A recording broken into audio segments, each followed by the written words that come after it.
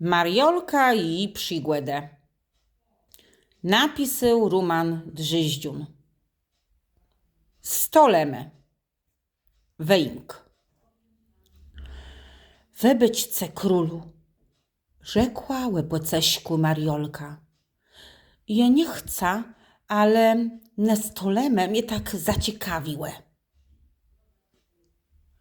Biej, Jurkły, łebezdrze cię słek ciasa nie zbydził. Rozkazał warce słów. Krysnią na tych stopach płynękało na szasy. Zaś tycek było ją nazyt meldujące.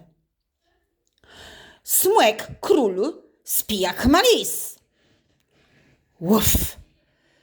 Wzdychnęła Krysniąta, a Dobrzesława rzekła do Mariolci. Czy sam smłeka zbydzy, tej on je baro rozgłeżony.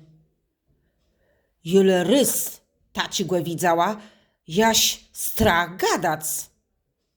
Jak ryknął, to jaś zemia zadrżała, łegnia z peska bychył, skrzydłoma machył, wieldzie wiatr robiące. Ach, ze smłekoma to musiłe pasować.